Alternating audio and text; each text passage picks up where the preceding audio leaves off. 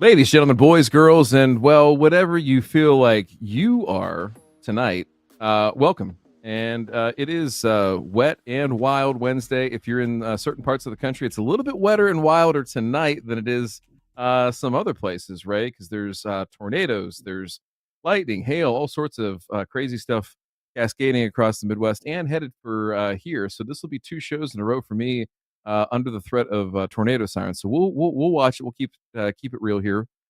But I'm really excited to welcome back to the program after a 14-month hiatus in which he was very busy and excited to present us with some finished research and some other really interesting stuff. Is none other than John Emerson, UDTurfGuy. John, how the hell are you this evening? Yeah, thank you. It seems like it's been quite a long time, but I'm happy to It be does. back. Does it really seem like it's been that long? It does. It does. Hmm. Um, I was talking with Jay Pink before the show. I was like, time flies. We both can agree on that, but it Agreed. feels like it's been a long time since I've been on the show. So, whatever that's worth. Well, time stands still when we're with you, John. And so I'm seriously I'm very excited. I know Ray is too.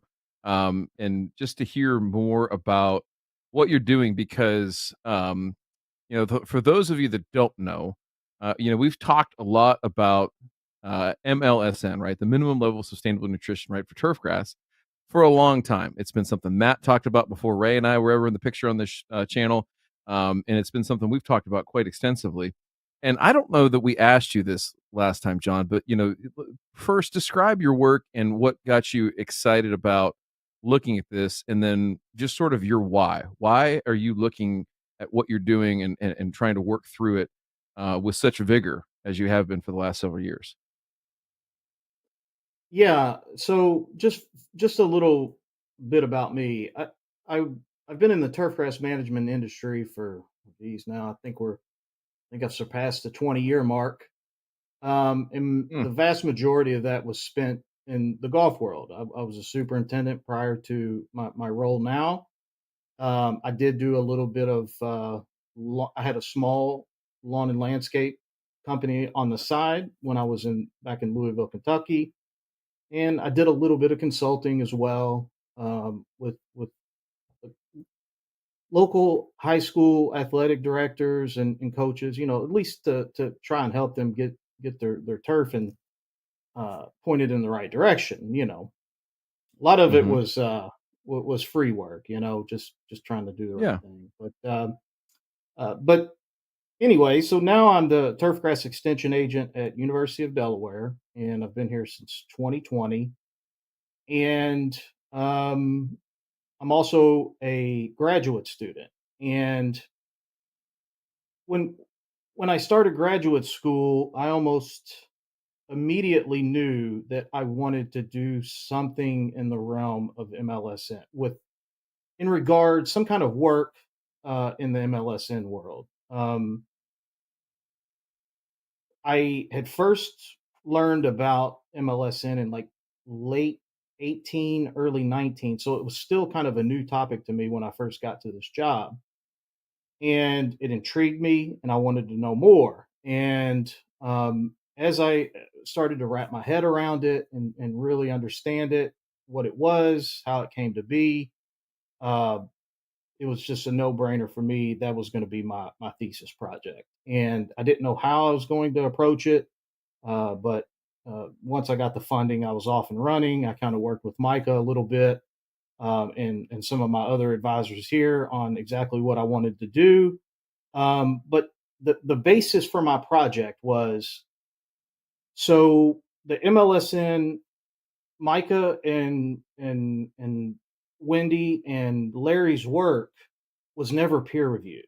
And Mm-hmm. while that's not super important for some people, I wanted to at least contribute to that body of work in some way, shape, or form. I either wanted to provide um, the next step to that work, or the a continuation of that work, and whether that came up with refuting evidence or supporting evidence, I was indifferent. I didn't care. I just wanted to do something with that work because it was interesting to me. And so that led me to the project that I am in the process of wrapping up.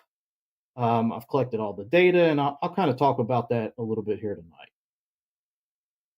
Well, I just wanna say, seriously, I think that, what you're doing is important. I think that, what you're doing is in service to the industry, and honestly, at its heart, it sounds like, I don't think I'm not being facetious at all. I think it's a nerd who saw something that was like, "Hey, like, that's really cool. I need to understand that more," and like you said, contribute to the body of work around it to, again, support it, refute it, whatever the case might be, but just in search of, "Hey, can we do better? Does this need, what can I give and contribute to this?" And so I appreciate Yeah, that because I don't want to get too far down the wormhole, but I feel like a lot of work sometimes in that research space, we've talked about it on our last show about, some of the challenges with funding and some of the challenges mm, with reviewers and things like that, where, there's a very, very slim, sliver of a niche to find to get funding and do meaningful work now. And it's just that much harder when it's something that you're also passionate about, right? I see a lot of people that do work that they're not necessarily passionate about because, hey, this is what I got to do to get money in the door, you know? And so for you to be yeah, doing something that speaks to you and that is also something that is in service, of something that people can absolutely implement. I don't care where you're at. I don't care if you're a homeowner putting your first bag of fertilizer on your lawn, all the way up to somebody who's, like Ray, who's forgotten about more acres than he ever applied to. It's like this is real world actionable stuff. And I'm glad to see you taking that step. So I just want to get that out of the way that I'm fanboying a little tonight. I'll say it. well, Whatever. I think something that one other point that kind of gets missed besides the funding, you got to have the money to do the things. But I think one of the other main hurdles for this type of work is, yes, it's the funding, but also this work sucks. I'll be honest with you, man. It sucked to drive around the It's state of Delaware and sample. I mean, you got to figure I have 435 samples, right? And that's 12 subsamples. So 12 times 435. That's how many times my soil probe went in the ground. over 5,000. Yeah, Yeah, I mean it a lot. sucks. And Well, but A lot. and so that's that's something one else thing that that gets missed. it is that the well, let me find this quote here. I think it's Emerson. I can't remember it, and that's old age catching up with me, John. Uh, Drudgery. Nope. I'll find it. I'll find it. All right. Anyway, Yeah. um, so I guess now is you've got this work and you've started to here it is. Here it is. It's not Emerson. It's Logan Pearsall Smith. The test of a vocation is the love of the drudgery it involves. So put that on your wall. I'll send that one to That you. sounds The right. test of a That sounds right. vocation is the love of the drudgery it involves. So for all of you at home that hate your job, just remember that quote. Or for all of you that love it, embrace it. So okay. Anyhow, so you have this data set now. You're starting to really kind of grind into the end of this and everything like that. What do you have to share with us tonight? Because I know you've kind of prepared some stuff, and it's way more involved than what our normal guests do, and I'm super grateful for that. That's going to be awesome. I know Ray's excited to dive into. So if you want to kick it off, and like I told you in the pre-show, like we'll jump in, we'll try to be respectful of when to jump in and say something or whatever. And folks, if you have questions that you want to type into the chat, we'll get to those at the end. We will save all those till the end. So if anything comes up during this, we'll go back through with as much time as we have, and we'll answer those. And if we can't answer those, um, I'll mail you $1, or something. I don't know. All right, John, I'm going to give you the floor. Tell us about Okay. your work and where you're at right now and how you got there. Um, I am in Newark, Delaware currently. I live here and I work here. And again, this was doing this MLSN work was part of my thesis, and it's with the job that I'm in, my supervisors are nice enough to let me juggle my my work that I get paid to do, or I'm supposed to be doing, and this research on the side. So it's been quite nice, and I'm excited to share with you all kind of the 30,000-foot view, and then kind of zoom in on where I've landed with the data set. That's great. So, J Pink, do you want to kick it off? I think you can share. I got to go back to my screen here. There we go. Perfect. Oh yeah, All there we right. go. Hell, look at that. Yeah. So Whoa. if anybody wants to email me or has questions, that is my cell phone. I don't want you to spam me, but if you have questions, Should have I'll said be that. more than yeah. Please don't. That's the truck stop down the street. Don't call it. Never call it. Ever. Right. And there's my email address. If you have any questions, I'm pretty good about answering those. You can go to the next one, Jake Pink. Okay, so these are some quotes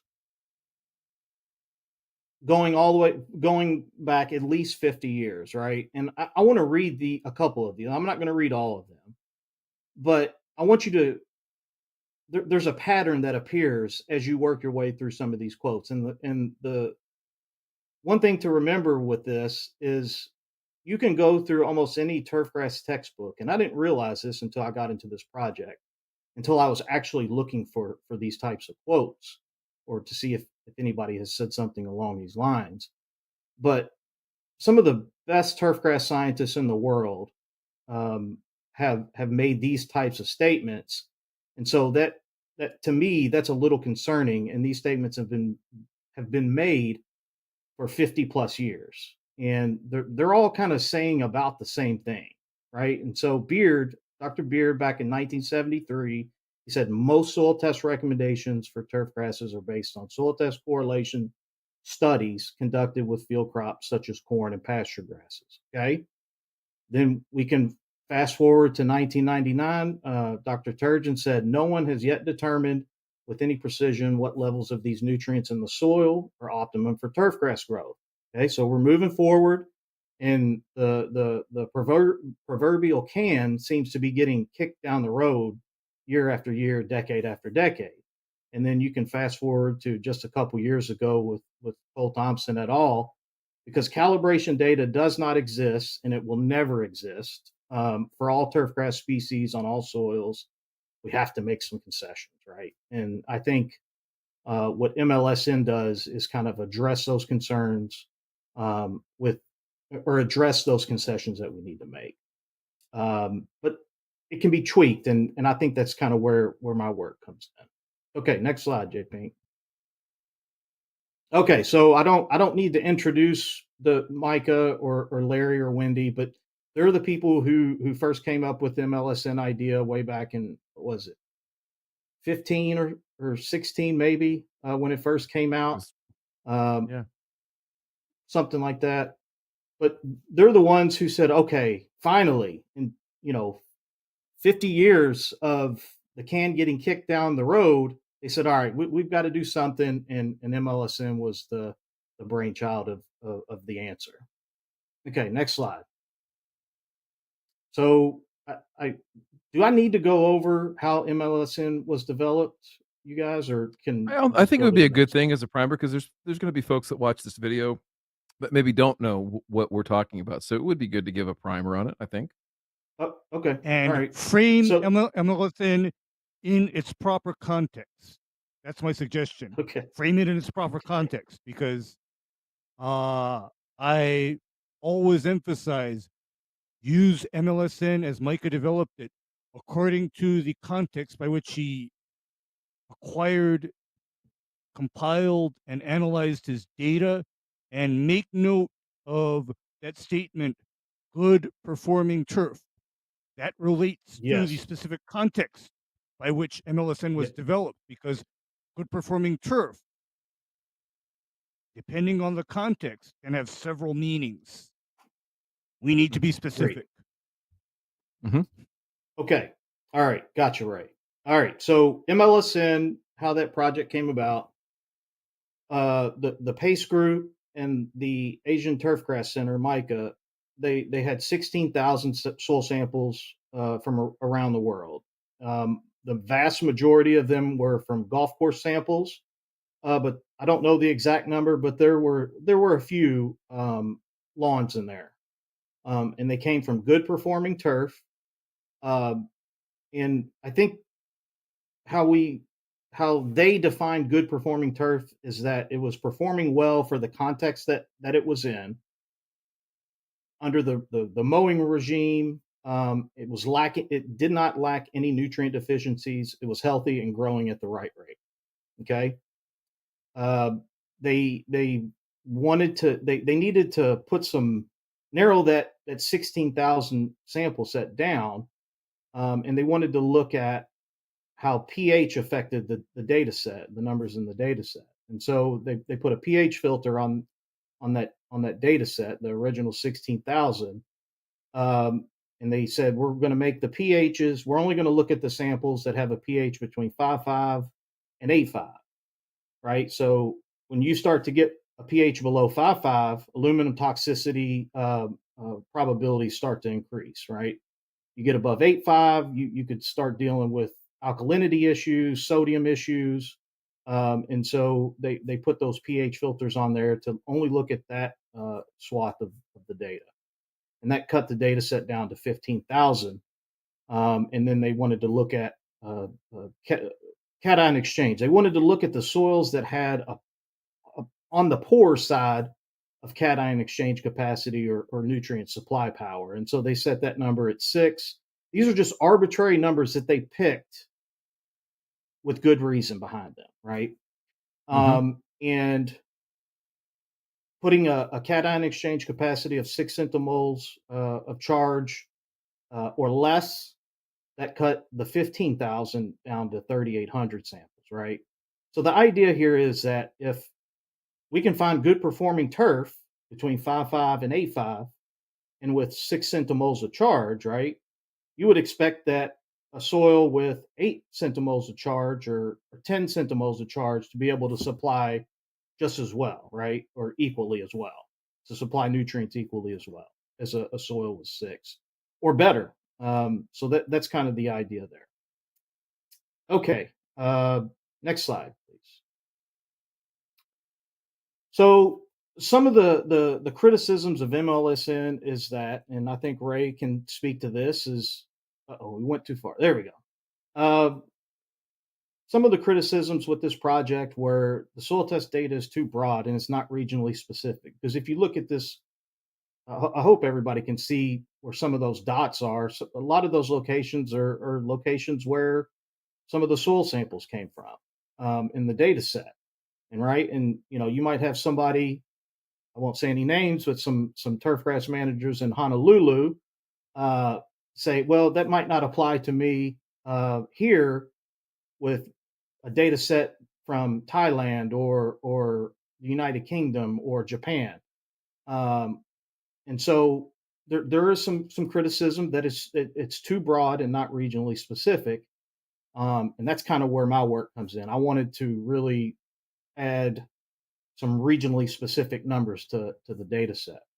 And then you had some people that said, "Oh, the numbers are too low." Well, I mean, compared to what we've been accustomed to over the last 50 years, yeah, they are low, but they're the numbers that we've been accustomed to are they come from like Dr. Beard said, correlation and calibration data from pasture grasses, or there's no data at all to support the traditional soil test critical limits. And then you say some people say that MLSN overestimates needs. I think Doug Soldat's work showed that may be the case. But nevertheless, does it work for all species on all soils? And I think that's where we start to get into. We're going to have to concede that if I hire an army of 1 million people tomorrow and give them a soil probe, we're still never going to soil test every turfgrass system on every soil in the world. So Mhm. that's out the door. That's not feasible. That's not viable, and we can forget about that. But we can do some regional work, and that's kind of what I did. Okay, next slide. But then you have people for advocates, especially Micah, of course. It's adaptable to any site, and I think a lot of the next couple points here kind of get lost in the mix. Is turfgrass management, the industry as a whole. I don't think we have the best public perception. Um, if we kind of step outside of our bubble of turfgrass manager friends or superintendent friends or athletic field manager friends, whatever the case may be. Being in this job now, I was kind of able to do that, and I realized there's quite a bit of vitriol for turfgrass management, especially where I live, where water quality is a huge problem. Uh, so I think anytime we can try to improve the science that supports applying less nutrients, that's a good faith effort by the industry. And I would like to believe that it would be well received. Uh, and then there's a huge economic benefit. I mean, MLSN, theoretically, you're going to be applying somewhere between 2 to 3 times less, and that's money that you can save in your pocket. And then I can't substantiate this, but I've heard some people say that uh, grasses tend to perform better under lower nutrient concentration than higher nutrient concentration. And I don't know if that's true or not, but I would like to find that out. Okay, John, next slide. Yeah, go ahead, Ray. I can substantiate that statement provided all of the nutrients are in balance. Because you see, a problem occurs when a turfgrass manager decides to push one or two specific nutrients without looking at it as a whole. Because, for example, I am ultra critical of turfgrass management programs that overemphasize nitrogen. I'm critical of that. I'm extremely critical of that because And by applying too much nitrogen. too much nitrogen. Yes. Yeah, me too. Too, okay, I'm real critical of that, and I'm also of the position where if your other nutrient levels are where they need to be, you do not need as much nitrogen as you're applying to get the desired turfgrass response. I I That- I'm That's okay with that's that. my position. That's my position. I mean, I look at it as a very holistic system. It's very holistic where I don't think, oh, okay, I'll keep on feeding nitrogen until I get what I want out of the turf. That is not the case. In fact, I implore people, please don't do that. I second that. I, Right. I don't want to say this question now, but I don't, and you don't need to answer it right now. But I want to make sure it's out there and we talk about it. Is the delta between what you see out there in terms of the predominant thought and management strategies and things like that, just overarching, right? Because it's on a bell curve as anything else would be, but versus what you've found in your own data, how wide is that delta between how much people are applying and how they're applying and when and all those types of things. So I don't need an answer right now, and if you weave it in as we go, I'll pick up on it. But I'm just curious of like how wide is that divide, and is it worse than you expect? You can answer this part. Is it better, worse, or the same than what you expected going into this in terms of how people are taught and trained and what they do, and have always done versus what your numbers suggest that they should be doing? I This is anecdotal, uh, Sure. but uh, I think in general, at least for the turfgrass managers of Delaware, nitrogen is prob. If I'm just taking a wild guess here, nitrogen Yeah. is probably trending down. If we look at a 10-year trend, Mhm. um, phosphorus is trending down simply due to regulations. Sure. Um, and I would say potassium is either staying about the same, or potentially going down as well. I don't know. I'd like to see some updated fertilizer numbers, but it takes a lot of digging through the Delaware Department of Agriculture, and I just don't have that. That's a meta project for some other day. Okay, no, that's fair, Yeah, and we can continue to talk about that, but I appreciate that. Thank you. yeah. Okay, so this is my project, right? Shout out to USGA. They funded this. And they made this happen. But there was a stipulation in this work that I've tried to visit as many golf courses as I could in Delaware, and thankfully, there's only, if you count one of them, I think there's like, I don't even count one of them a full golf course. It's mowed grass with some flag sticks, but um, there's about 32 or 34 golf courses in Delaware, give or take, depending on what Wow. you want to call a golf course. So there's not many, right? So Delaware's really small. And I was like, okay, I can do that. And I was able to visit all but two of the golf courses in the state. So Wow. that was, but that was I had to do that in order to get the USGA to buy in, right? So they wanted to be Mhm. the main character. And that's fair. They're giving me the money, and I mean, what else Yeah. can you do? So For sure. uh, for the total number of samples I ended up with was 435 from all over the state. Um, 3/4 inch soil probe, 4-inch sample depth, and then 12 samples per area. Right. So if I went to a putting green, I took 12 samples. If I went to a front lawn, I took 12 samples. If I went to an athletic field or a soccer pitch, I took 12 samples, randomized, um, and uh, composited them all together and submitted the entire uh, composited soil. And let's see, what else am I missing here? Oh yeah, the verdure was left on every sample, so there was no pinching off the thatch, the verdure, whatever you'd like to call it, because I think that's where I feel like that's another area that needs some work is soil testing standardization across the industries. Mhm. Because you talk to some people, they say, "Oh, you got to pull off the thatch or the verdure," and some people say, "No, you need to leave it on."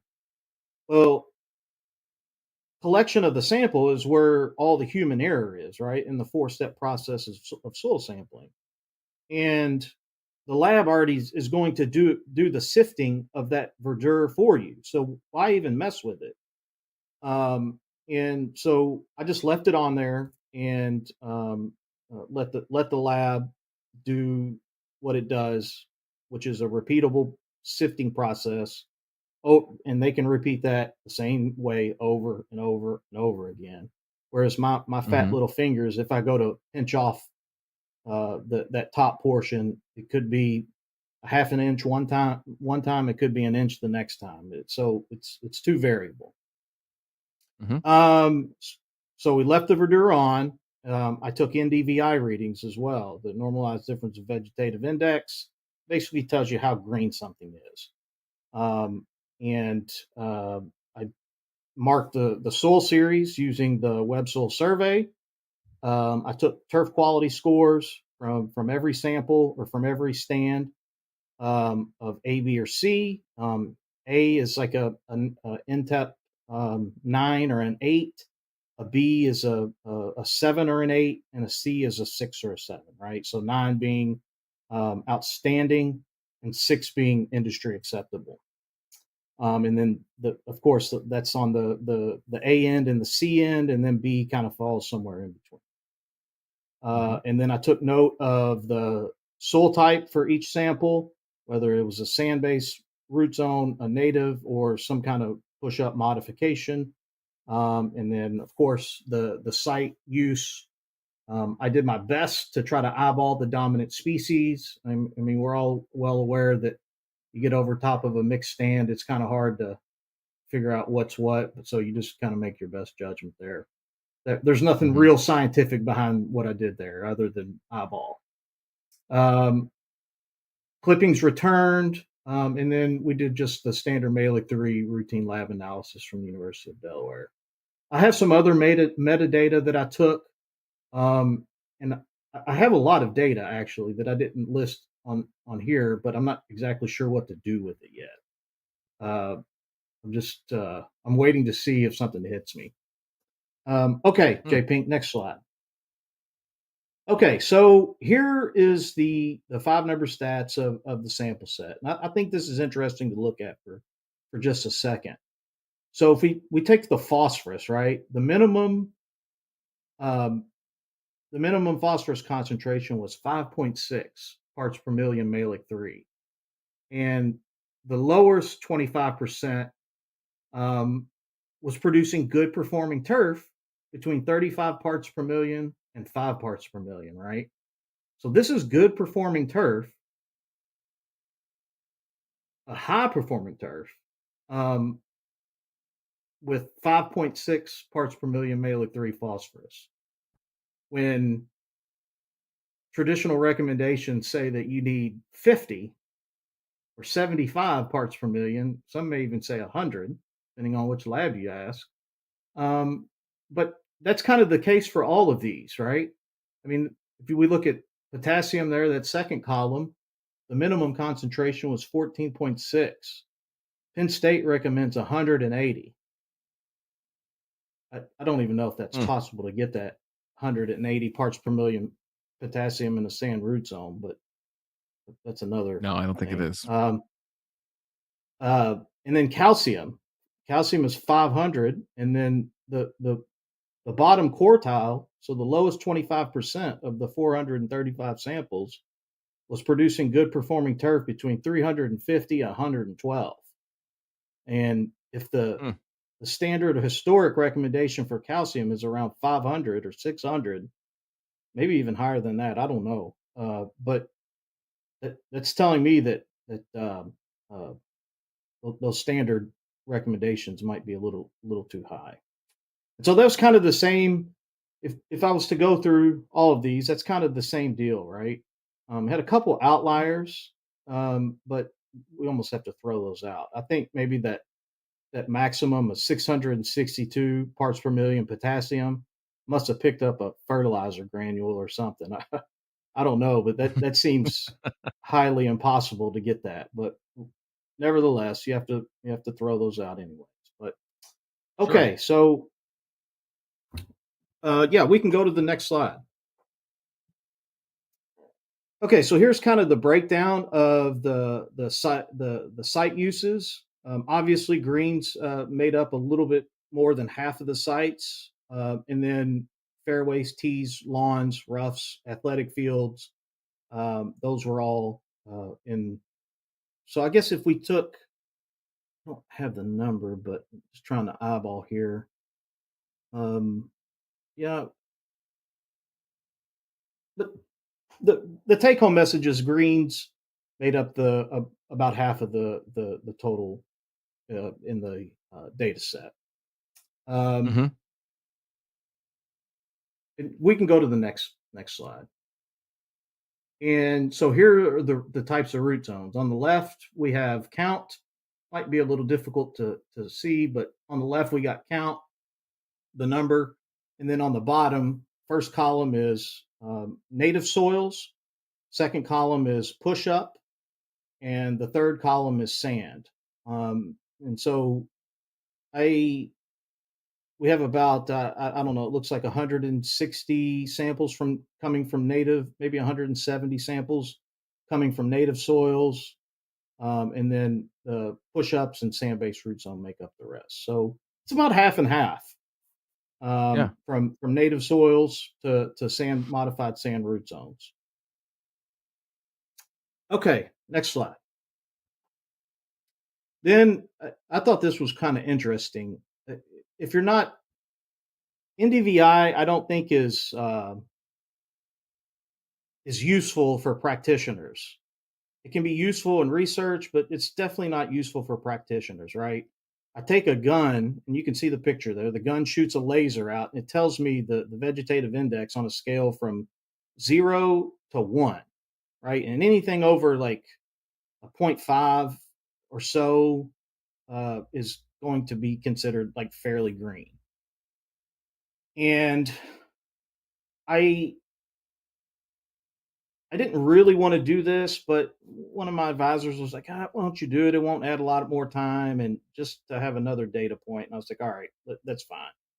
And as I kind of started going through this and collecting these samples, I, I I come to find out before I even analyzed this data, I was like, none of this, these readings that I'm getting from this just don't add up to what my eye is seeing. So I could see some good performing turf, and I'd shoot it with the gun, and it would have a score less than I anticipated, right? And this is a perfect example. And the photo is zero point 0.3. That's really poor, but I'm shooting that at a recently top dressed putting green. And so if there's any sand material on the grass or there's any kind of soil or compost that's been top dressed, it, I just skipped it. I didn't even include it. But nevertheless, I did as many of the sites that I could with the NDVI just to add another data point in there. And then come to find out there's no relationship between NDVI and turf grass quality at all. If there was the R squared value of this chart, right? Anytime you have an R squared value with a regression line, the closer that R squared value is to 1, the more closely related the two are. The R squared value was 0.01. So the turfgrass quality and NDVI did not correlate well with my work. So I don't know what to make of it other than don't use NDVI. But nevertheless, I thought it was at least interesting to see because uh, if you have excellent turf, right, you would expect that it would have a really dark green color. And that's not always the case. Um, and that's exactly what NDVI is telling you. So, anyways, that's kind of that slide in a nutshell. I thought that was a little interesting because I thought originally before I analyzed it that this relationship would be much closer, but it's not. Okay, next slide.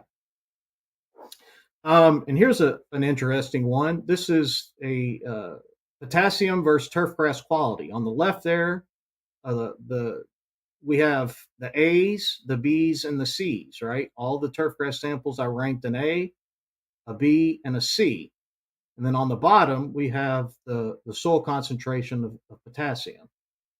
And if you see all of in both the A, B, and C turfgrass quality, all of the uh, samples are bunched up towards the lower end of the soil test concentrations. So I thought that was interesting. I'm not exactly sure what to make of it just yet, but I found it interesting that the vast majority of good performing turf in this data set was at lower soil potassium concentrations, right? Um, that was an interesting tidbit there. Okay, all right, next slide there. Okay, so if we think back, Micah and the Larry and Wendy, they had the final data set with, I guess it was around 3,000, 3,500 samples, and they looked at the distribution. And essentially, what I did is I used the same statistical methods they did with my data set to try to identify what the Delaware MLSN guidelines were. Remember, we talked about a pH of 5.5 to 8.5 with a cation exchange capacity of 6.0 or less. And after running my data through the same statistical methods, I came up and identified the Delaware MLSN guidelines at the 10% probability, right? So the red dashed line is the 10% probability, and this is the distribution of phosphorus from my data set. And the 10% probability puts the Delaware MLSN guidelines at 22 parts per million. And so what this means, or how to interpret this distribution graph, is that 90% of my entire data set was producing good performing turf at 21.5 parts per million or more. Higher. 10% of the data set was producing good performing turf at 21.5 parts per million or less. So 10% of the entire data set was producing good performing turf below 21 parts per million potassium. I think that number would scare most people if we put them in the context of traditional fertilizer recommendations. And I did that for all the nutrients. And that's how I come up with the Delaware MLSN guidelines.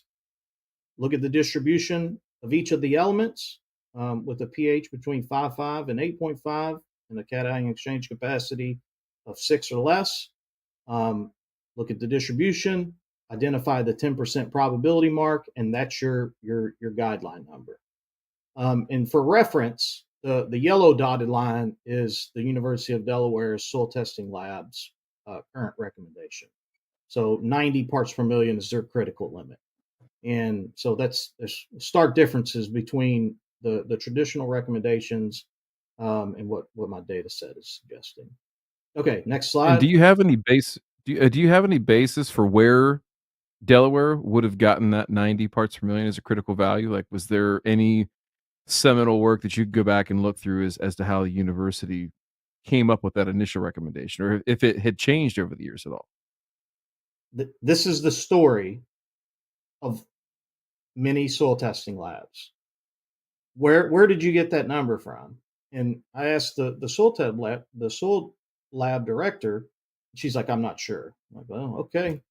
And but the funny thing is, I've talked with other people in other labs that I'm not reporting on or not going to work into this topic, but it's the same story at many other labs around the nation. There's scant data to support their critical limits, and so it's just not there.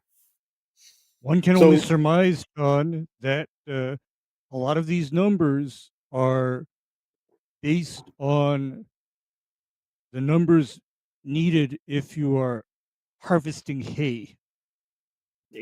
That's a fair statement, Ray. I think that's a fair statement. Because in order to justify that level of nutrient load in the soil, you have to be removing an incredible amount of biomass versus a turf area that is either limited in how much biomass it even produces per week via PGRs, or else alternately, all clippings are returned to the site at every mow. Mm-hmm. And in either of those contexts or situations, then high nutrient levels are no longer justified. You're exactly right. I'm not going to show a slide of all the distribution curves for all the elements, but this is what I did for all of the elements. And then happens to be calcium. The number for calcium was 235 that I identified. 500 is the traditional critical limit for the University of Delaware, and I think that's pretty universal across most soil testing labs. It's around 500, 600, maybe even 700. I'm not really sure, but yeah. So that's kind of what I came up with. Okay, next slide. And this is the final numbers, right? So these are comparing the University of Delaware critical limits with MLSN, and then my work with Delaware MLSN. So it's 50 is UD. This is Malic 3 parts per million. Phosphorus, potassium, calcium, magnesium, and sulfur. UD doesn't have any sulfur recommendations. But Wow. the for me, the take home message here with this is I I was quite surprised with the calcium number being 235, but I mean I can't argue with it at the same time either. But maybe we need more work. Maybe we need a stronger data set. I don't know. But I, I thought it was interesting that several of the numbers, most of all of the numbers were lower than the MLSN guidelines, and that is interesting to me. Um, so when I make an argument for MLSN, I think I can use the Delaware MLSN numbers to support the the, the potential adoption of MLSN. Hmm. Does that sound Did you, sound right to yeah, you, Demay? I think so. I think, I mean, there's, I guess the broader view first is, I start to think about different states and different areas of the country, and like what you and Ray have talked about, right? In different ways, is the variability that we have here in the continental United States around soils, and right, so between Hmm. what good performing turf looks like, and I mean, there's a whole host of things, right? I mean, I've even wondered before on some of this in terms of seasonality of when you're sampling. You talked about sampling air. I mean, there's a lot of different variables that can be controlled here, but this still gives us a Sure, great starting point. And I think again, if you talk to Micah and if you talk to Larry and Wendy at any length about this, the idea was not for this to be the end all be all. The idea was to have a starting point, right? That it was, sure, it was unfinished science and we needed a new start line, right? To run the race on. So it's wonderful to see this part of it. I think, you know, as you look at it, it makes me think about, if we went to a place like Michigan, right? That there's a whole swath of Michigan that has really high phosphorus soils, right? Just naturally has those, hmm, right? And how many people are actually applying phosphorus there that without knowing it, right? And without any production of real and quantifiable, actionable data like this at a state level. And then I think the next phase in this, John, really, and I'm anxious to hear about it more as we wrap up this part of it. But um, you know, what is the education piece behind this? What is the again, for the folks that aren't in academia, extension, right? We call it extension in academia, where yeah, you take research that's been either peer reviewed or is in the process of, and you're sharing it and disseminating it and trying to teach it so that people will put it into action.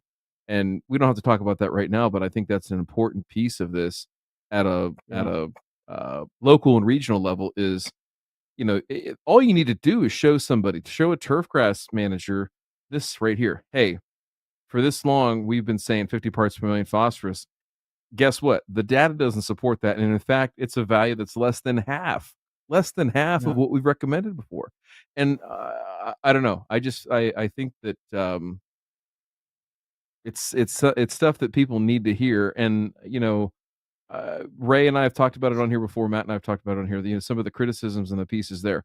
I was really anxious, and I'm so glad that you had the slides in there about the different soil systems, right? That you were pulling these from in terms of sort of a sand-based root zone, a native soil, and then a push-up. Which, for those of you that are following along, a push-up is a greens construction method where they originally pushed up topsoil, and then over the years, and a lot of these greens are, John, I mean, anywhere from 25 to 125 years 100, old, right? yeah, Yeah, and people have just slowly top dressed and built up with various, soil media over the years. A lot of what you've seen in the last 50 years is sand. So it's anywhere from a really sandy be a loam to hodgepodge. almost pure sand.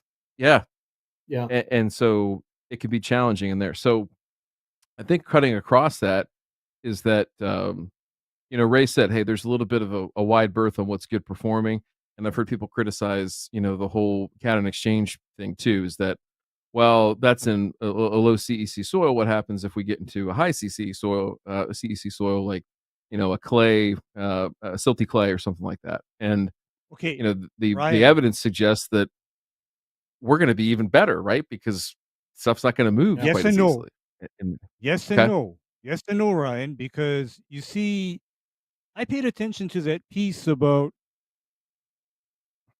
high CEC soils needing to be cut out. I mean, Micah conceded that point, actually. And you know why he needed to cut high CEC soils? Mm-hmm. Because the CEC number is derived from testable cations absorbed onto that soil. It's an extrapolation based on how much calcium, how much potassium, how much magnesium. So you come to me here in Hawaii, I will show you soil with a CEC over 20. And guess what? I try to grow turf grass with 20 parts per million. I'm going to get very angry phone calls about purple grass. My phone's going You to be get ringing off the nutrient hook. deficiencies Nutrient deficiencies. Yes, John. with Cationic phosphorus. interference. Yeah, cationic interference, John. Hmm. That's why All I everything has heard. to be All I, con- go ahead. context and region specific, because the other frequent issue is, imagine turf types that generate high amounts of biomass weekly and the clippings are collected. I mean, I've Mm. seen phosphorus deficiency induced via clipping collection, even because the amount of And I do nutrient think removal is so high. so. On that note, and again, all the reason I'm asking this question is because I think I heard Ray just sign up for 3 more years in Hawaii to replicate John's research out there. Uh, He's going to be hammering that soil probe into volcanic ash. Get the No, jackhammer but out. seriously, I know that there is drudgery involved, as we talked about with this. I mean, 5,000. Hang on, I have my calculator up. I did the math. 5,220 Samples. soil Yeah. individual samples that were pooled. My question to you is this the playbook? Like if 49 other researchers in 49 other states, obviously Delaware is a pretty easy state to cover compared to like, Ohio or especially like a Texas or something like that. Is this the playbook to then replicate and iterate on this to develop recommendations for other states? Do Yeah, you feel strongly, or what would you do differently if you were gonna, iterate and push this out further? no, I think that's the only way. And let me, I don't think I said this from the beginning, but these, Mhm. I'm not comfortable with these, with the Delaware, using the Delaware MLSN guidelines outside of Delaware. I'm Fair enough. confident Yes. in Delaware, but I don't recommend, Ryan, you use these you're in Ohio, right? Yep. Ohio. Yep. These are only for turfgrass managers in Delaware. I don't recommend using these anywhere else. So But I think that's a first good that, thing, though. yeah. I think that's a good thing. Second, That's what we need. I, I I think I think there's been some work, some soil testing work, but I don't know if it's followed a standardization or a standardized procedure, kind of the way that I did it and the original MLSM project did it. I could be wrong, but I just don't know. But I think to answer your question, it is yes. I think each state has to do their own, whether they use some historic data that they already have, and they know that it came from a 4-inch sample depth, and they know they had at least 10 or 12 samples, or whatever the case may be. As long as they know, or they have a data set that they understand and they know about, that would follow the protocols that I did, or at least mimic them to some extent. I think yes. I think if we can start doing this state by state, then I think we'll be well on our way. That'll be your state or regional specific nutrient recommendation, and I'm sure they're going to be different from state to state, from Mhm. region to region. Let me ask this I think that's before the we only move on, way. because I know you got some more slides. Well, I think I agree. I think it's the only way, and does it like you said, it sucks. Like, No. it's a tough nut to It's crack because drudgery. it's just It's it's total drudgery time, to it's travel, you know, and maybe you could, you know, leverage the collection, everything like that, but then, like you said, the whole consistency is out the window, and who knows what you get. And I mean, I think Mike has acknowledged that too, is that, you know, these are all samples, you know, on the Brookside network, many of which were probably collected by Brookside consultants and were probably done in a mostly controlled way. But yeah, I think this is interesting because the control on the quality control piece and the quality assurance behind the sampling is really there, and that's what I think will Yeah. be interesting as you start to compare these against not only, you know, the old school quote unquote numbers and everything like that.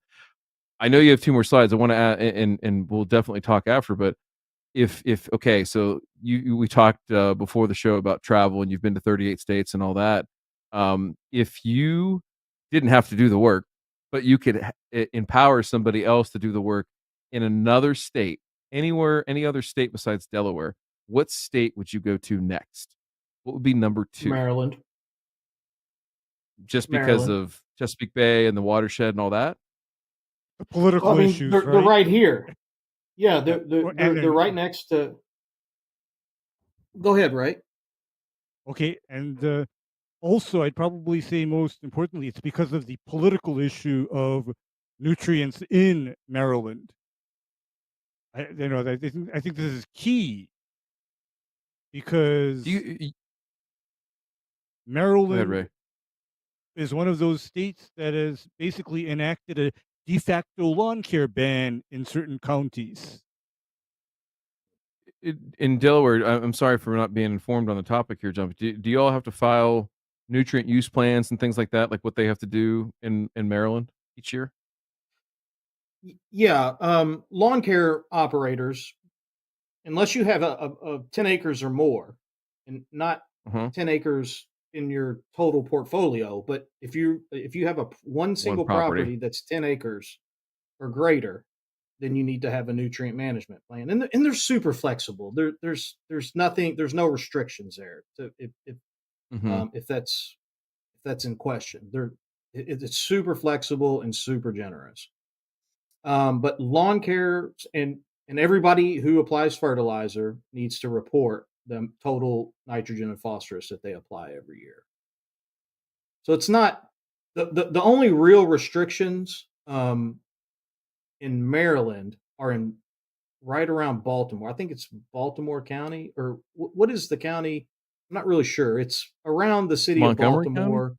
Baltimore, Montgomery County. There you go. Montgomery County. That's the one. Uh, they have essentially banned phosphorus, but I believe as long as you have a soil test that recommends that you need to apply phosphorus, you can still apply it. It's not like it's 100% banned.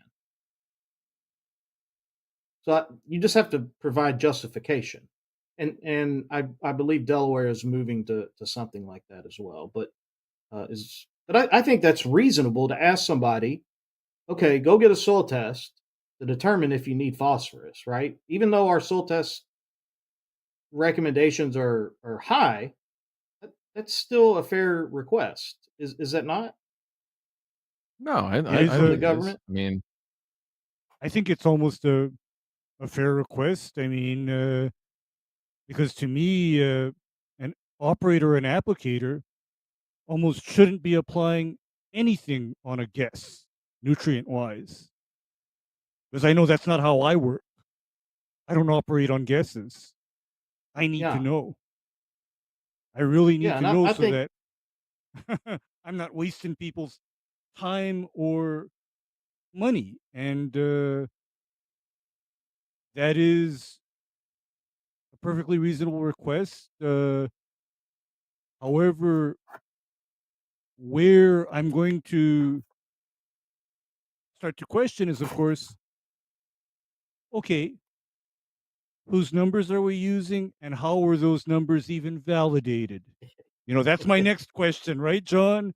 Whose numbers are yeah, I we mean using and how are they validated? And I know in some cases, okay, That was from recommendations for maintaining fields cut for hay. Fine and good. However, go to any kind of MLSN type of a scenario, then my stipulation on that would be it has to be very regionally state and turf use situation validated as well. It needs to be very specific and not so broad. I mean, we need to get extremely granular here, to pardon the pun. Like, how do you treat a turf type that generates high biomass? How do you treat a turf type that's grown in very high CEC soil, for example? How do you treat a turf type that has other factors going on that were originally cut from Micah's original work? Those No, are I think all you have a questions. point. And the reason why I bring up this point is because I know some states, especially my state, they are bloody lazy. They don't do their own work. They just pick another state and say, this looks good, even though it may be totally, absolutely wrong. That's the story of fertilizer recommendations for the last, well, for forever. I mean, Yeah. that's essentially how they came to be. But then I'm just, that's why I'm just very cautious, because I've seen time and time again how if it looks good somewhere else, even though it's totally irrelevant to me, it then becomes law, even though it's totally irrelevant. Well, but I also think that harkens back to John's comment earlier of, you'd have to have an army of 1,000,000 people, and even if you had that to go out and sample, I mean, some of those laws enacted, yes, could somebody be held accountable? Absolutely, and I think that those are only for the cases of blatant, misuse or thumbing your nose at the spirit of what the rules and the regulations and the laws are. And certainly we see people do that. I mean, we see people make YouTube videos about doing that. Whether they know it or Yes. not, that's a whole nother story. But regardless, I think that I think it's unlikely that somebody's going to come out to, a high end property that you manage, Ray, and say, no, yep, we're going to have to check. And it turns out you're over your limit. I mean, there's a whole burden of proof thing. I mean, there's a lot of stuff, right, that has to fall the right way. It's one thing, in a case of like pesticide misuse or off target or whatever, that you can go out and be like, yeah, Mrs. Jones's rose bushes are dead. You were out here documented applying, this 2 weeks ago. Like, you're going to three-way jail. We're going to Triclopyr jail, and we're gonna throw away the key. But I think this work is really, really important. And John, I don't think you stated enough that the Viatrol and the view of many of what our industry is, this is something that moves it forward. And I'm not Yeah. saying that, disease research or ABW or all these other things that are either pest centric or physiology centric or whatever aren't part and parcel to the future of our industry and being able to grow fine turf and everything like that. But like, you might not have anything to grow, if we continue to go down this road and hurtle down this path of, this stuff's not good. This is a problem, Right. and Right. it's not going to get any better. So, you have all this work now. I'd love to see these last two slides and hear your thoughts on these, because these are interesting to me. Yeah. Okay. All right, J Pink. Let's do the next one. Okay, so this is the statistics for the pH data, right? The minimum pH in the data set was 4.3, so we can grow good performing turf at a pH of 4.3, and the bottom 25% was between 5.8 and 4.3. The average was 6. The max, we have more acidic soils than we do basic soils in Delaware. So the absolute max was 7.1. Um, so I think this idea of chasing the ideal pH is a bit wasteful because this shows you right here between 4.3 and 7.1, you can grow good grass, right? In And Delaware so and in your Delaware, type of turf grass, please, because in I Delaware, in lawns or golf courses or athletic fields or um, roughs and or pl- tees and or please name turf types because I've seen some oddball things happen to warm season grass when pH is under 6 or over 7. So, I'm just putting that I'm out sure there. it's I mean, possible.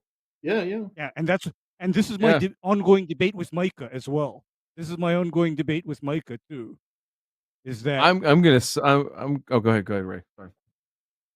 is that on the contrary, I've seen turf grass become absolutely hard to manage when pH is out of that range of 6 and 7. Management becomes a problem and more of a problem than it should be.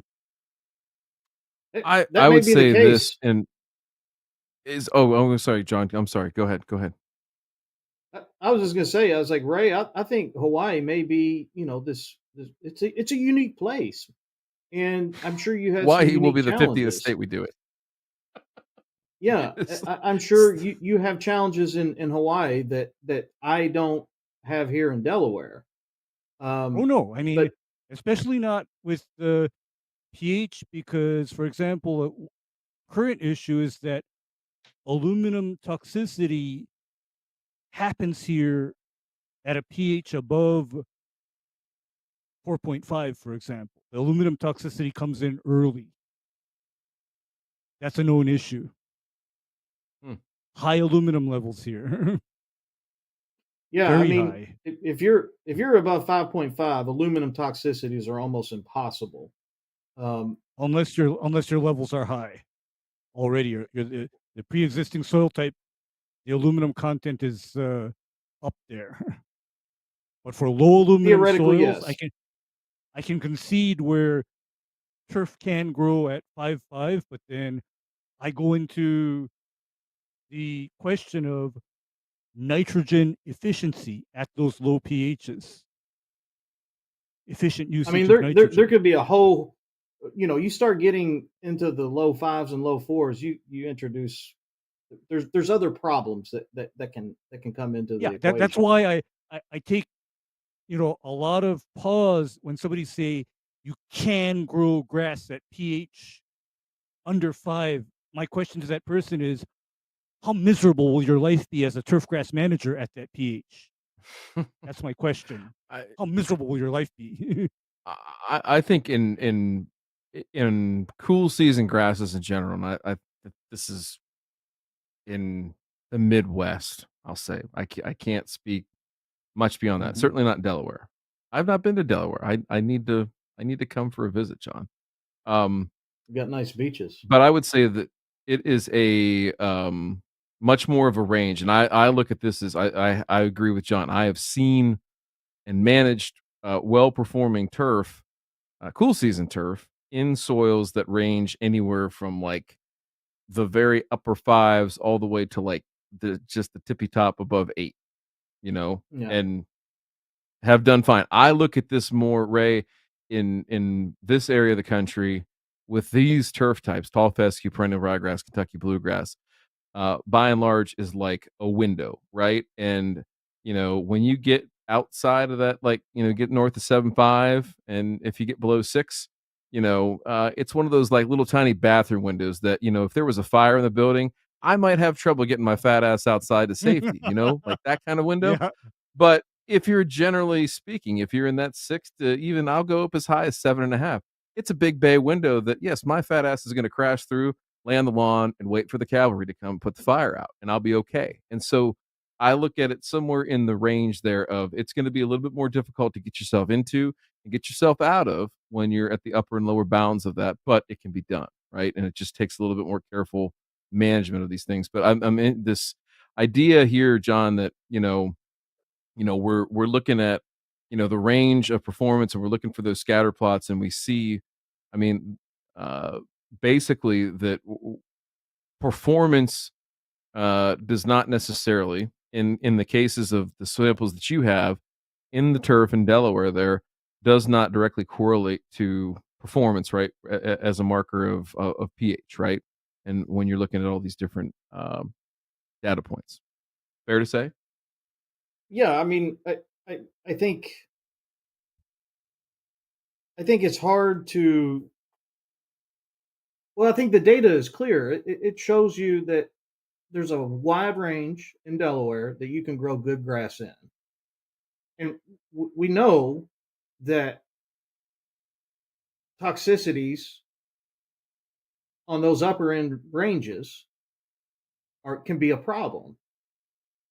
And if you just stay in that range that I'm recommending, or what the data is suggesting here, then you're going to have an easier time growing grass, and you're not going to waste your time adding adding products that aren't going to do you any favors. And another thing that gets lost, I think, is that people don't realize how difficult it can be to lower pH and how easy it is to raise pH.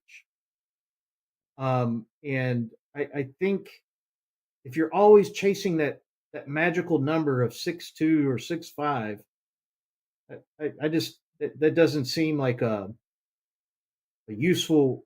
uh, It just doesn't sound like a good use of time to me. I feel like there's other more important things to do.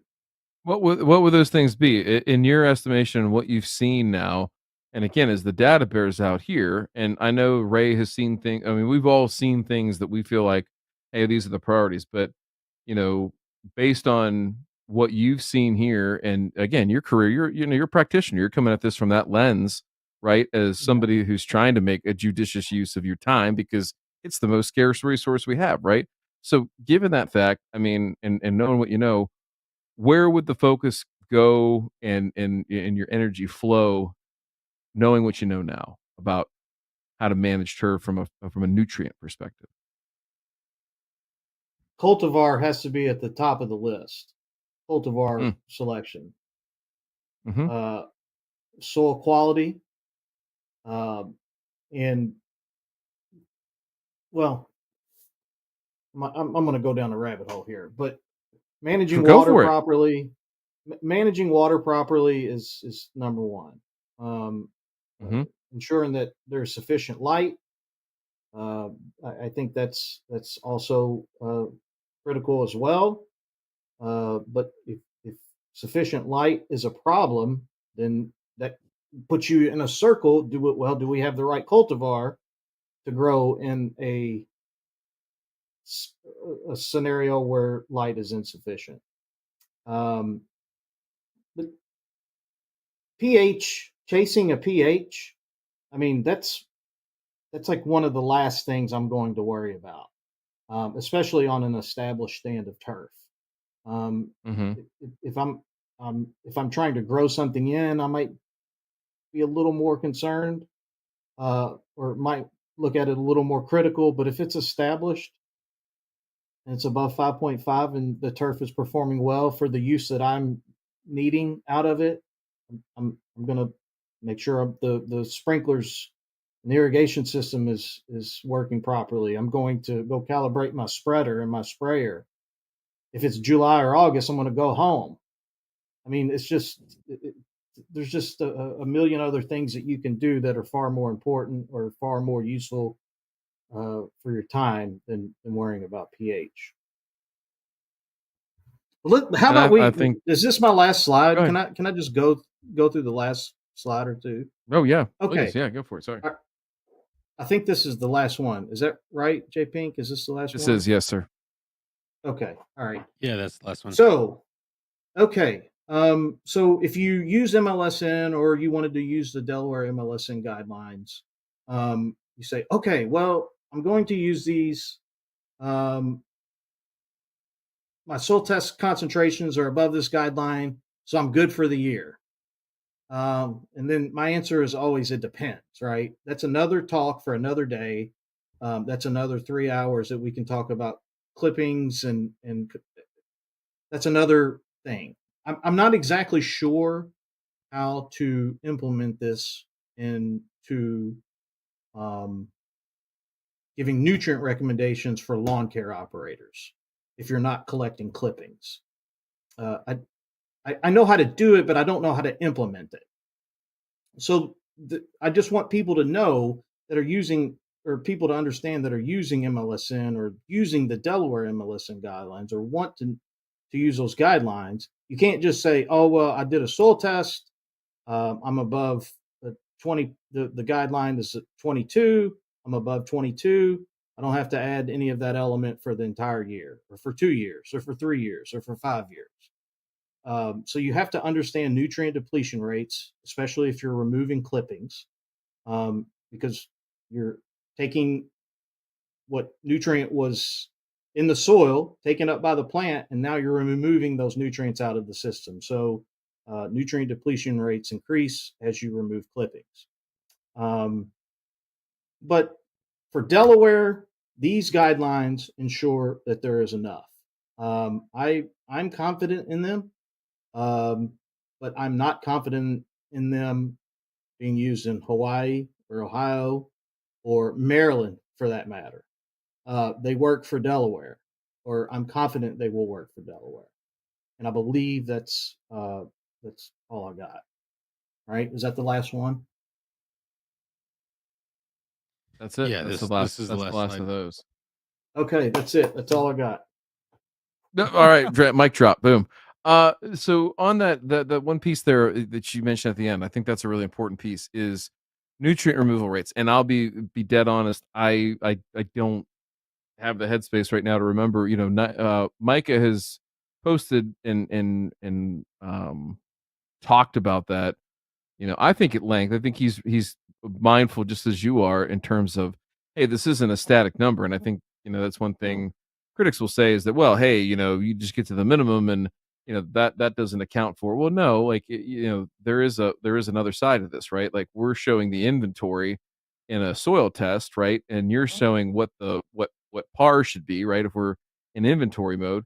And when do we need to restock? When do we need to resupply? So in terms of, obviously we know that clipping removal will influence that dramatically, right? But Mm-hmm. in terms of measuring or forecasting that, do you think how much of that can we base on? I mean, species is going to be really important. Some of those other Yup. factors you talked about, even cultivar.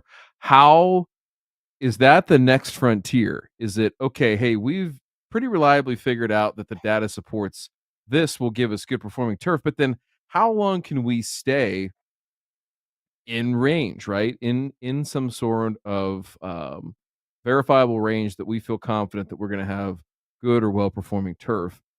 What's the next frontier look like to you in terms of being able to predict, okay, hey, at this interval in this particular situation, or at least in this state, like let's just start with geopolitical boundaries, right? And then going from there, how do we get to that point here and what do we need to do to investigate that better? Funny you ask.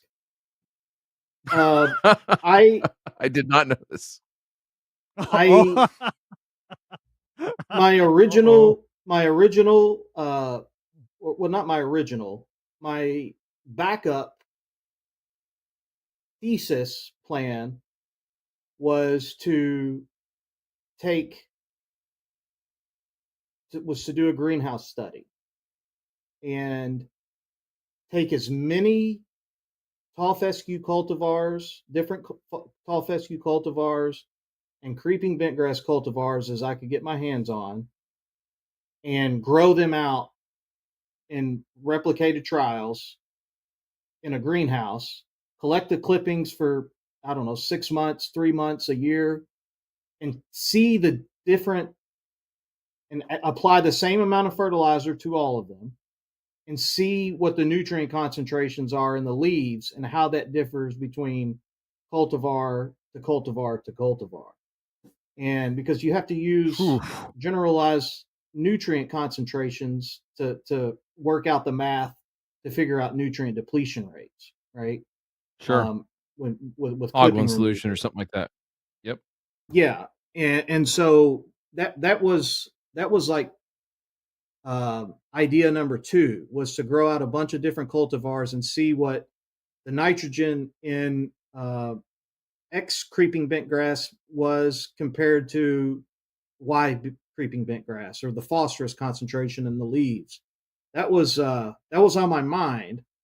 It's been done a few times, but I don't think at the scale that I was wanting to do it.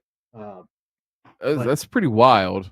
I know they're doing something similar in the field with like 12 different bentgrass cultivars right now at Ohio State at the Worcester campus.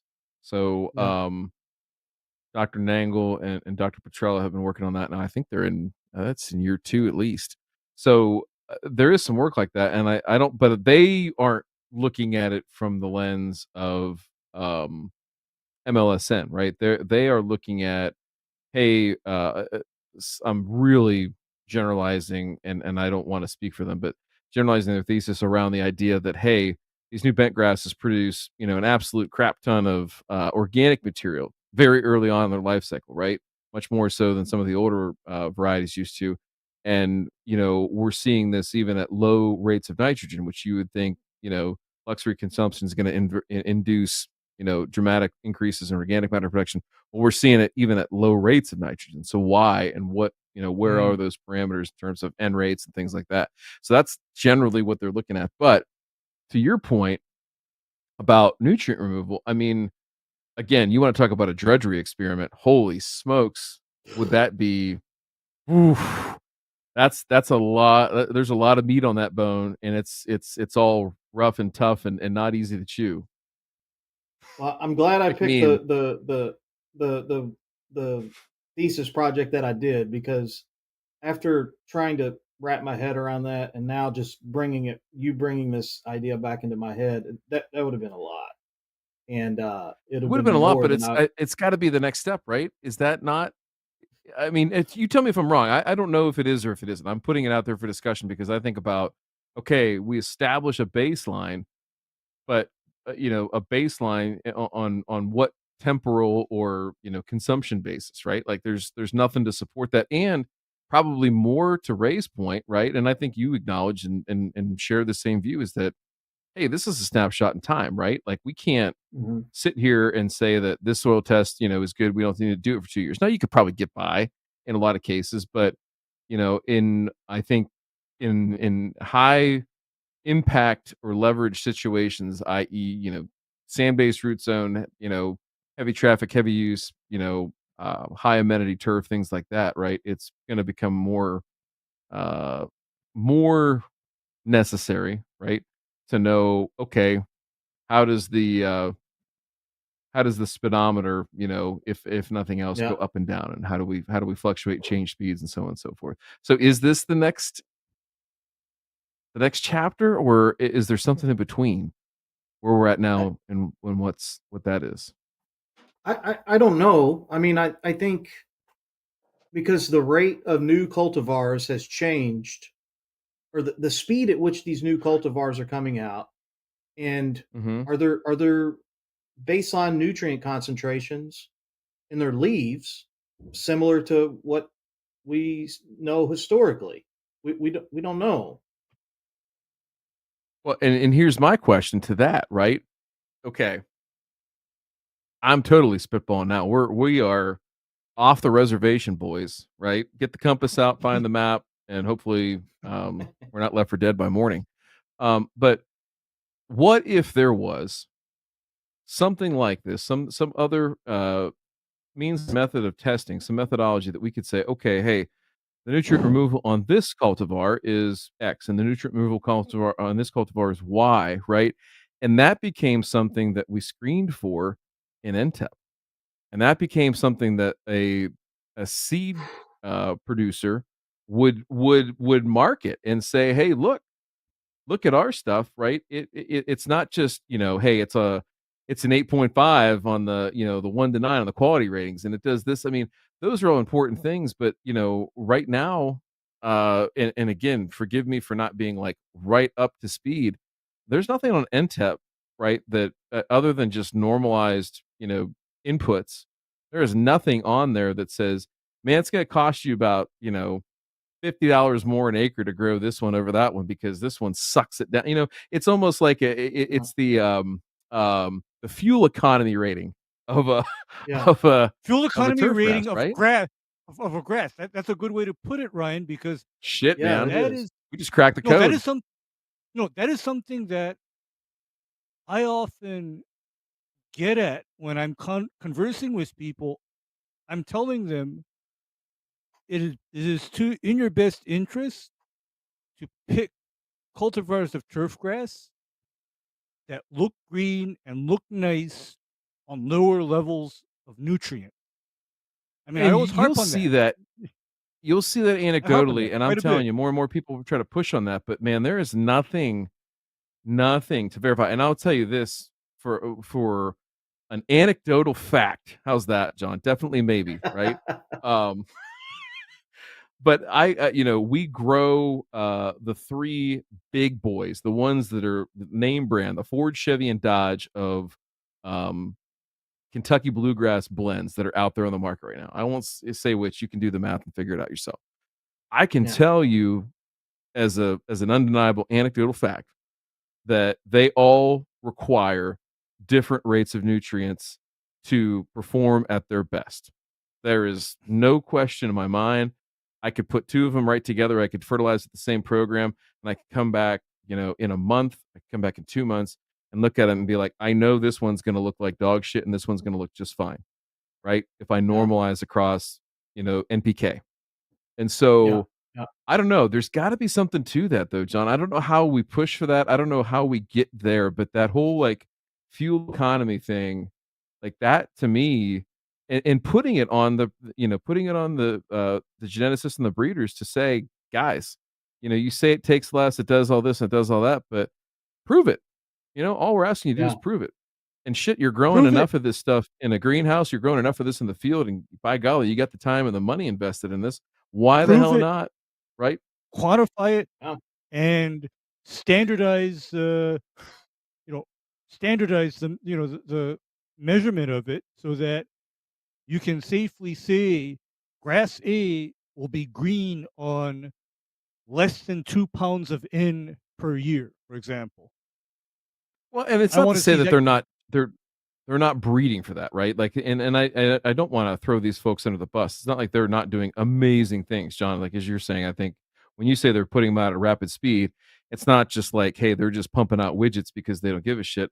I mean, they are making rapid They're advances, really right? Like, good. They are I really mean, good. okay, you come from an area of the country where 30 years ago, for example, imagine growing what was tall turf type tall fescue in Louisville 30 years ago versus now. I mean, that's not even on the same No. galaxy in the universe, No. right? Am I wrong? Apples to Like oranges. just we're not even, hey, listen, it's not even apples and oranges, John. We're not even on the fucking produce department anymore, right? We're on the other side of the store because it Those is older just rapidly cultivars, advanced. those older cultivars, the 30, 25, 30-year-old cultivar, they don't even put them in the NTAP trial anymore because they perform so poorly. They couldn't Yeah. deal. They couldn't handle. They really couldn't I mean, handle. they always have one, we always have the Kentucky 31 and then one, maybe two from 25, 30 years ago, and they just get obliterated. I mean, it's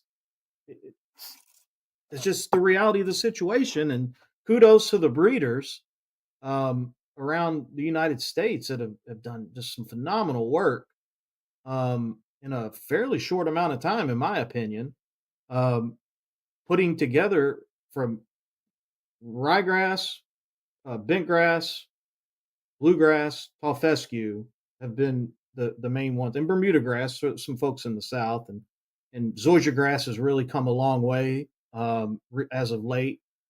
But It's come a the, long way. However, it is still far from where it needs to be, and I can say that by experience. Zoysia has a lot more to go before I consider it a viable turf grass, for widespread use. Yeah, it's it just I guess it's going to depend on where you're at as well. Also, um, it's right species, right cultivar, right place.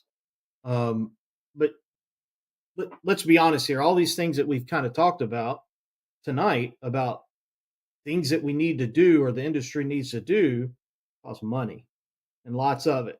Oh yeah.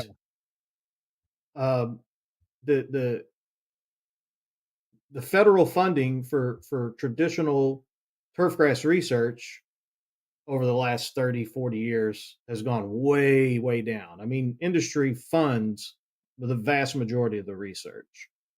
Hmm. And that's unfortunate, but that's what we're dealing with. Um, Well, and I think so go ahead, continue. no, no. I mean, I just wanted to make that point. But I know you had something on your mind, to May. Go ahead. Well, no, that's it's a follow up to that point. Is you're right. Like for the folks that are watching and wondering that maybe aren't as deeply tied into the industry, or even more pointedly into academia, and what John's talking about here is that for instance, okay, so at the federal level, and John, if I misspeak, you can absolutely speak up and say, hey, Demay, you're an idiot, you're not wrong, you're wrong. Is the USDA, right, as the Specialty Crop Research Initiative, SCRI is what it's known as, right? Hmm. And that is the main source of federal funds that researchers can go out and apply for to earn grants. And typically these are multi-year, multi-state. These are big efforts, right? This isn't just Yeah, John, millions.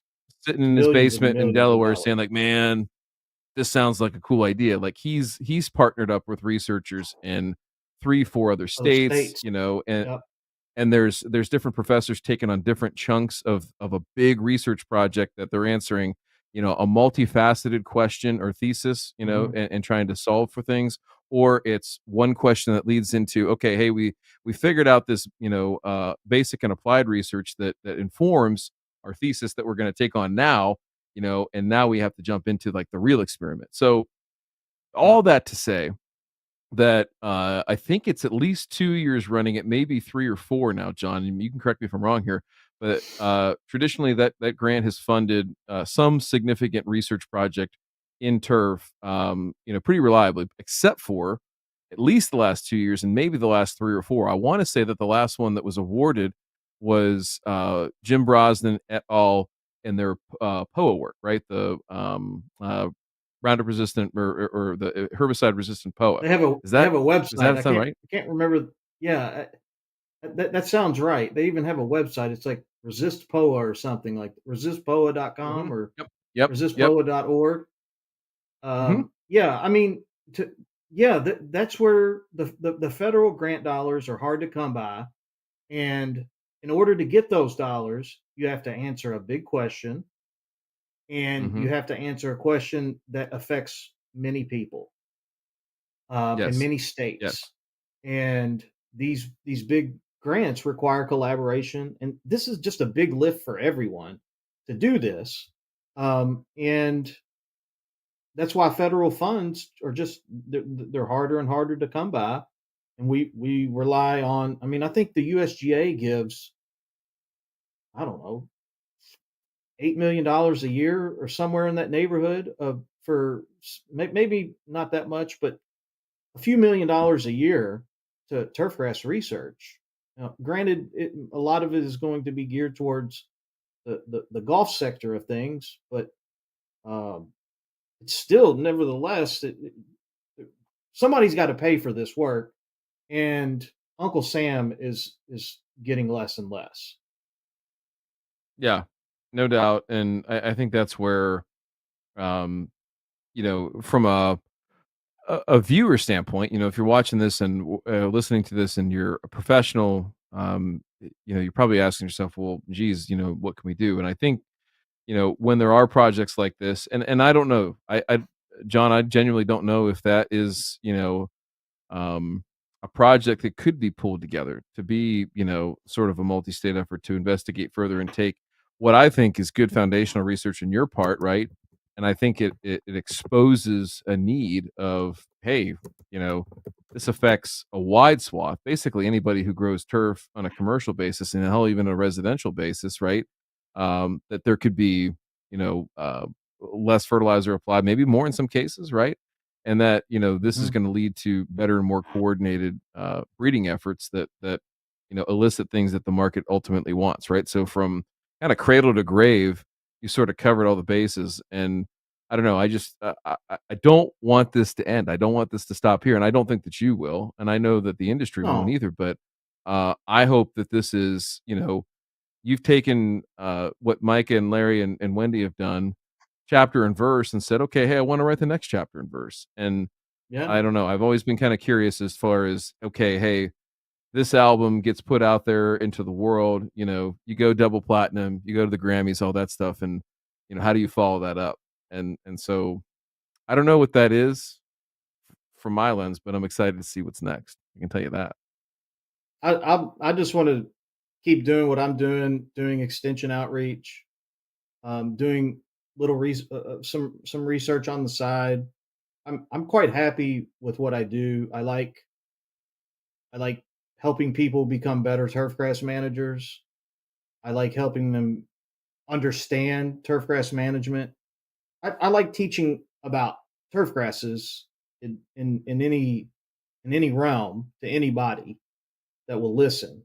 Uh, Well, okay, and what room? Okay, if you're gonna walk into a room full of people, what room full of people gets you most excited? And not to say that you don't, you know, this is like loving on your kids, right? You don't love them, you know, you love them all, but you love them all for different reasons. But what's a room that you go into and you're like, man, I am jacked to go in here and teach these people, and I don't care if it's golf course superintendents, homeowners, sportsfield managers. It could just be a bunch of soccer moms. Hell, I don't know. But what's that audience like for you? this is going to be a little shocking.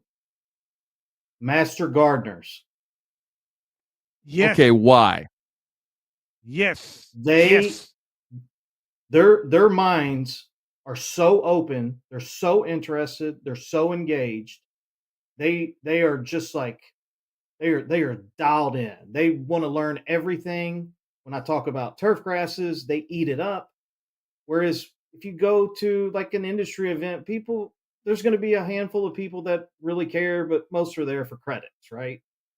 Yep. But every single one of the master gardeners, when I do some of their trainings, they're just like they love it, and they have great questions.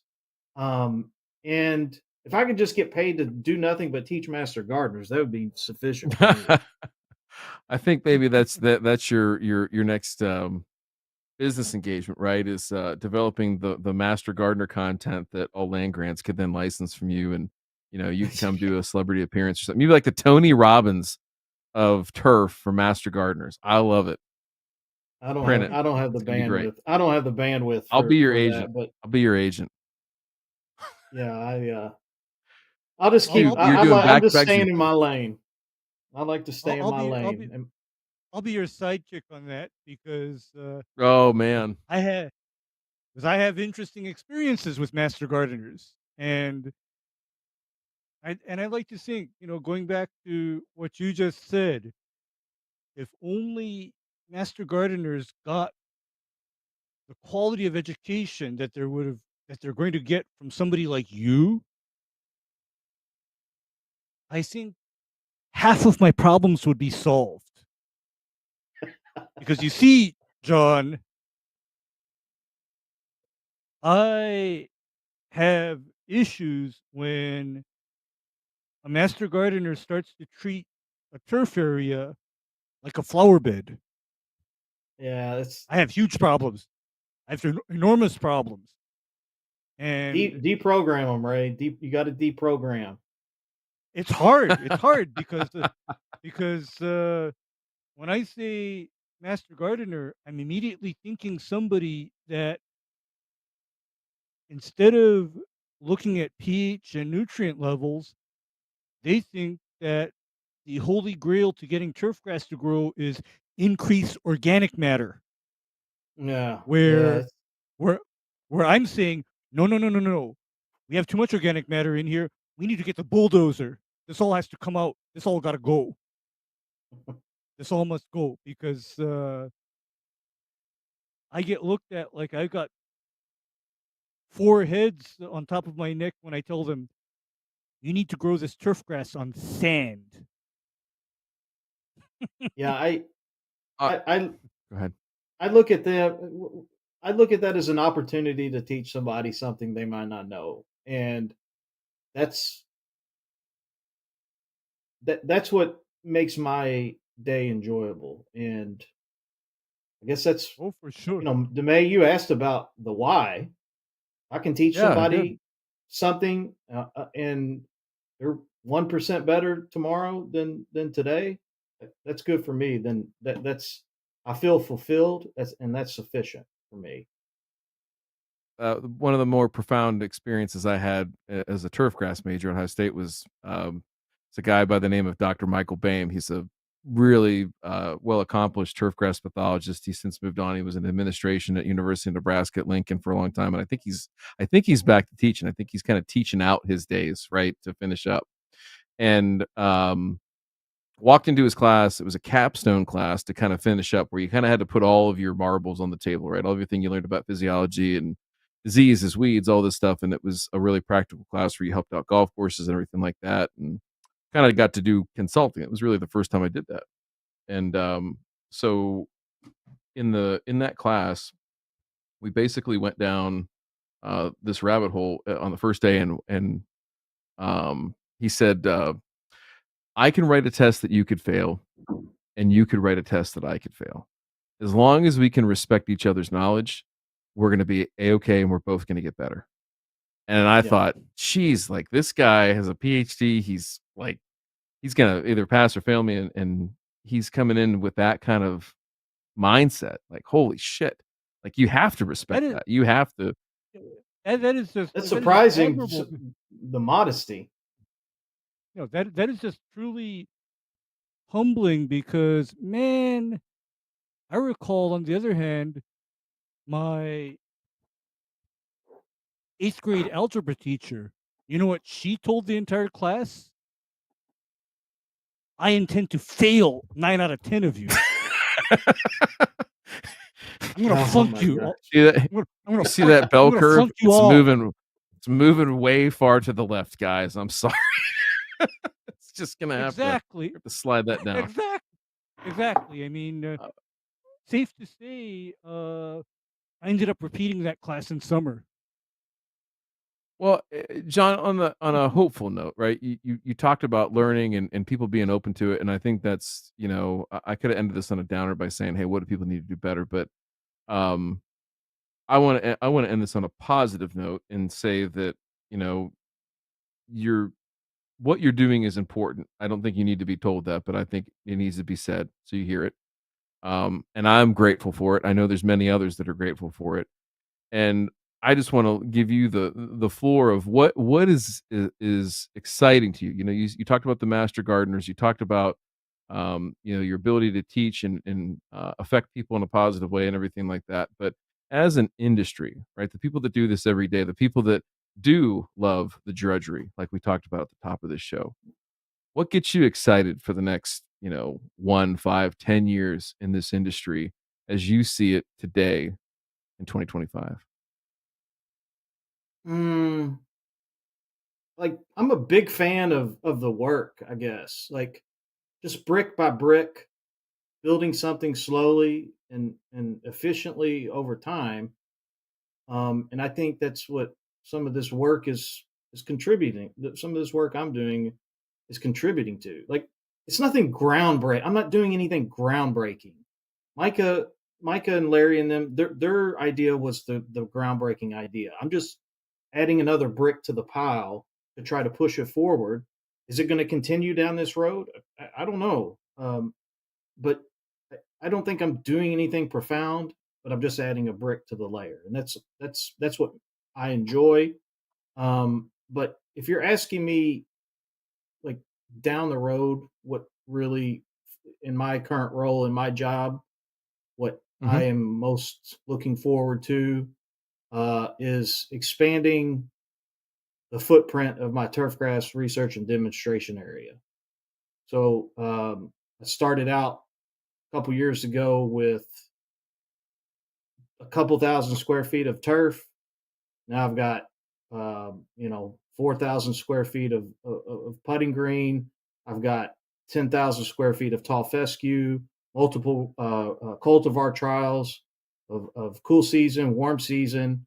Uh, I've got all this turf, and my favorite day of the entire year, by far, is field day. When people come out for a couple hours, they spend with me, and I walk them through the farm and show them the plots and tell them what's going on, and make a fun day out of it. That is my favorite thing to do in my current role is bring people out and show them what we're working on. What is the date of your field day this year? Do you know? I don't know yet. Oh, okay. Um, Okay. but it's usually in late September or early October. Okay. So we're gonna pencil off those weeks, but and if people want to find out about when the turf day, when it finally is scheduled here in the coming months and it's a set date, where can they find more information about you and your program Mhm. there in Delaware? You you I have you can follow me on Twitter, UDTurfGuy. I believe that's my handle. Is that right? That's on. I think that's it. UDTurfGuy. But check check with me. I have a personal WordPress page that I've occasionally updated, but I don't even remember the. Give me just a second. I'll tell you. But there's a Okay. few.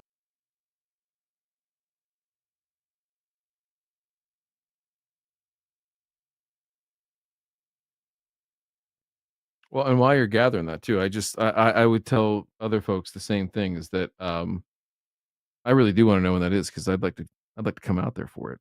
That could be my reason. But there are a lot of programs that are like that at the land grant institutions that have a research field day, and it's a good opportunity to go out and um, see the work that's being conducted at these places. And most times it'll be more professional centric, right? Folks that are in the industry, lawn care, golf, sports turf, all that. But you can absolutely um, register as a homeowner or just a general person. Like there's nobody keeping you out, and it's really interesting to go see it because there's a social aspect to it to a certain extent. But if you went as an outsider, I don't think that anybody would be like, "Oh, who's that guy? He's not in the clique," or "Who's she?" It would not be like that at all, and you can very easily follow along. But there's some really awesome ones all over the country. California's got one down at UC Riverside. I know Aldo's been to that one and raved about it. I've been to, let's see here, Purdue, Michigan State, Penn State, Ohio State, and there's some really really good ones. New Jersey, Rutgers has a fantastic one too. So I think overall, you got to get out there. Oh, so all right. Well, John had to leave us. Who's having some technical difficulties there, but um, we're super grateful, super appreciative that he was able to join us tonight. Ray, how about that? You know, we're talking to That people was that they're doing I don't groundbreaking even know if work. I got to. They're doing It really is, groundbreaking work. and Yeah, I mean, it, because it I have always pushed for quantification, standardization, and verification of MLSN. You know, under various contexts. And John, he's being very humble, but then he's doing very important work for golf Sorry. turf Uh, in Ohio. I mean, excuse me, in okay. Delaware. He's doing very John's important back. work for, yeah, for the state of Delaware for golf turf. It's super important, and we literally need You there? more of this. Yeah, We got you. yeah, we need more of this because to I don't know me, what happened. it is not. It won't be good enough if various states just lazily adopt MLSN without validating the numbers for their individual scenario. And I think that's what the good news is there's folks like John that are trying to step up and solve that for their individual states, and it's only going to get better. So, John, while you are here, I know you got to go, and I know you're laboring there on the tech side, but thank you, seriously. Yeah. Can't be can't thank you enough for coming on here, spending a few hours with us and our audience. Please go follow John at UDTurfGuy on Twitter. It's a great follow, and plenty of more information to come out. And Field Day, I think we're gonna have a big old party in Delaware here late September, early October. So let's try and break the record for attendance. I hate to inform you, but it's going to be not in any. This is a 2-hour event, right? Where if you go That's to fine. Ohio State's Field Day, it's 2 full days, right? At Ohio State. No, it's one for lawn care on the second day, and golf and sports, generally speaking, is the first day. I mean, yeah, we do it like a music festival, but it's fine. Yeah. Hey, listen, it's the after party that counts, John. It's not the main event, right? It's the after party. Yeah. So we'll be there early, we'll be there during, and we'll be there late, and it'll be a great time in Delaware. So go check him out. Go see him at UDTurfGuy. John, thank you so much for being on here. Very privileged to share this information with us, and we won't make it so long before you come back on again. Everybody else, we'll see you later. Sounds great. Yeah. Thanks, Ray. Thanks, DeMay. I appreciate you. Thanks, John. Thank you so much. We'll chat soon. Thanks. What you gonna do?